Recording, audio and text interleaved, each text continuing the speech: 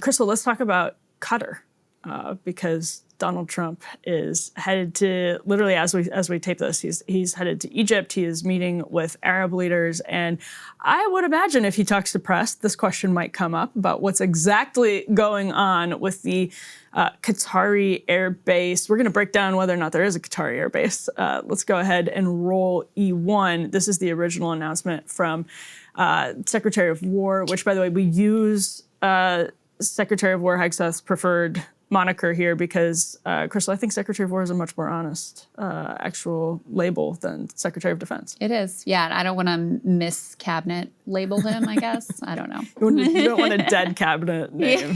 Yes, it's important. I do think it's more honest. So here we go. This is Pete Hegseth making the original announcement. I'm also proud that today we're signing a letter of acceptance to build a Qatari Emiri Air Force facility at the Mountain Home Air Base in Idaho. The location will be host a contingent of Qatari F-15s and pilots to enhance our combined training, increase lethality, interoperability. It's just another example of our partnership. And I hope you know, Your Excellency, that you can count on us. Okay, so then came a clarification tweet. This is E2. We can put it up on the screen. Hegseth then posted on Friday, the U.S. military has a long-standing, and actually he used the language, quote, important clarification. The U.S. military has a long-standing partnership with Qatar, including today's announced cooperation with F-15QA aircraft. However, to be clear, Qatar will not have their own base in the United States, nor anything like a base. We control the existing base like we do with all partners. And actually, I'm going to do something that we don't do very often, but let's roll back the original clip, Krystal, just to compare the language. Let's play E1 again. I'm also proud that today we're signing a letter of acceptance to build a Qatari Emiri Air Force facility at the Mountain Home Air Base in Idaho. The location will be host a contingent of Qatari F-15s and pilots to enhance our combined training, increase lethality, interoperability. It's just another example of our partnership. And I hope you know, Your Excellency, that you can count on us. Okay, so what he said there is a Qatari facility at the airbase. Qatari Emiri Air Force facility at the airbase. So he didn't say airbase, but he said Air Force facility at the airbase. Yeah. So it's like assistant regional manager versus assistant to the regional manager, I suppose. I'm going to read a little bit from the Associated Press coverage here. They say, when Hegseth announced Friday morning that the federal government had reached an agreement with Qatar to build a facility at an Air Force base in Idaho, social media posts began popping up online, blah, blah, blah. But the facility being built at the Mountain Home Air Force Base in Idaho isn't a separate base at all. It is a group of buildings that will be built to handle training and maintenance for Qatari troops. And the agreement with Qatar has been in the works for years. So there's a little bit of additional context here. But even in the additional context from the reporting, it says it is a group of buildings that will be built to handle training and maintenance for Qatari troops. They say, in fact, on-site training agreements with allies are common in the U.S. The Republic of Singapore squadron have been hosted at the base since 2008. German forces trained at the Holloman Air Force Base in New Mexico for decades. New facilities to train F-35 fighter pilots were completed at Ebbing Air Force Base in Arkansas last year. But again, Krystal, obviously, this is Qatar. It's different than... It's completely different than Germany. It's different than Singapore. Different than all of that. So yeah, it's different for Trump because they like give him money and stuff. I was just going to say it's the timing of Hegseth making that announcement that people are like, wait a second. What's going on here? Yeah. Well, also, I mean, this may be another instance of why Pete Hegseth has been relegated to like just lecturing generals about being too fat and shaving their beards or whatever, because we covered earlier how apparently Rubio and Stephen Miller are the ones who are actually really running the Department of War policy at this point. So anyway, the fun part of this was Laura Loomer crashing out. We can put E3 up on the screen. She went on like a multi-dozen long tweet tirade about this before the clarification. She says, never thought I'd see Republicans give terror financing Muslims from Qatar a military base on U.S. soil so they can murder Americans. By the way, that line from her, that was Trump's line back in the first administration, which again shows you just how arbitrary, like even the label of terror ultimately is. I mean, Syria is the perfect example of that. But in any case, she says, I don't think I'll be voting in 2026. I cannot in good conscience make any excuses for the harboring of jihadis. This is where I draw the line. We've got another one here from Laura Loomer we can put up. What the hell is going on?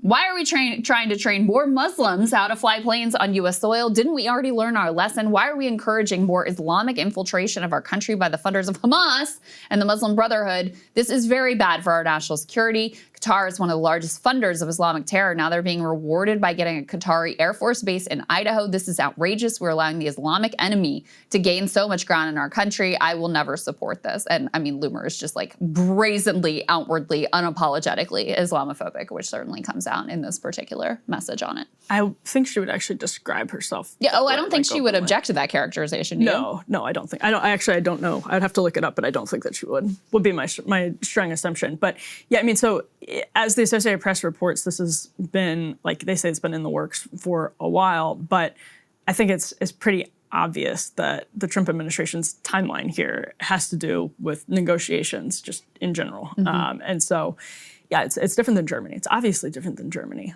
for many reasons. But there you have it. You can see where the Laura Loomers of the world are like, hey, wait a second. I mean, the this is going to be an interesting thing for Trump down the road, because the Israel hawks, who are very supportive of Donald Trump, bitterly hate Qatar and see Qatar obviously in one way Laura Loomer does. Yeah, exactly. And so Trump is extremely close to the Qataris. Steve Witkoff is extremely close to the Qataris. They're going to be instrumental in executing if you want this peace deal to stick, and you really want Netanyahu not to go back into Gaza and make this conflict kinetic again, they're going to need the Qataris.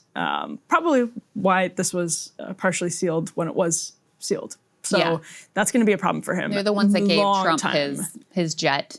Yeah.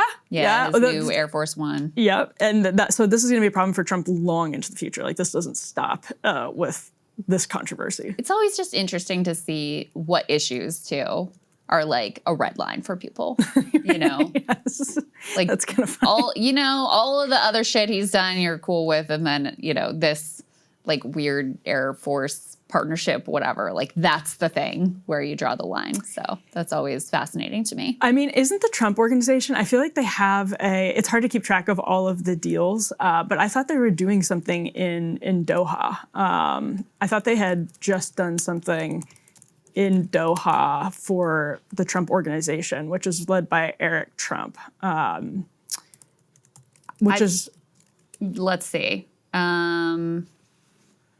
Very likely. Yeah, they're building a luxury golf resort. Trump Organization signed a deal with Qatar's government. Yes. For a luxury beachside resort, 18-hole golf course north of Doha, value in the billions, includes villas, has drawn ethics scrutiny from watchdogs.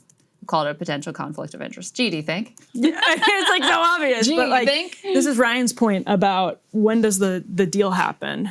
It's when the Israelis bomb his money. And Trump in Doha. Like a principal, if you get called into the principal's office, makes Netanyahu call his parents, like makes Netanyahu call Qatar and apologize in front of Donald Trump. I'm not speaking from experience. I never had to call my parents in the principal's office because I punched someone. That did not happen. But it's exactly what Trump was doing. That like I'm going to watch you. Yeah. Tell Qatar that you're sorry. Right. Well, and yeah, exactly. And look, the Israelis, I mean, they had gotten away with literally everything. Nothing had been too far. I guess it's another example of like, oh, this was your red line. But from Trump, it makes sense that this would be the issue. That would be like, nope, we're done here. But that being said, if they had pulled off the operation and successfully murdered the Palestinian negotiators, then, they would have been able to forestall a deal into the future, additional length of time, which was certainly their goal. So, final point, that golf resort deal was struck in April. So as the Trump administration was negotiating for an end to this war, and the Trump administration was negotiating an end to this war, the Trump Organization was negotiating a golf resort in Qatar. And Eric Trump at the time said, "We are incredibly proud to expand the Trump brand into Qatar through this exceptional collaboration with Qatari DR and DAR Global." So if you think these things are completely disconnected, if you think Jared Kushner having backing from the Saudi government, the Saudi royals, if you think these things are disconnected, I mean, obviously that is untrue. It's all blended together at this point, obviously. Hey, if you like that video, hit the like button or leave a comment below. It really helps get the show to more people. And if you'd like to get the full show ad-free and in your inbox every morning, you can sign up at breakingpoints.com. That's right. Get the full show, help support the future of independent media at breakingpoints.com.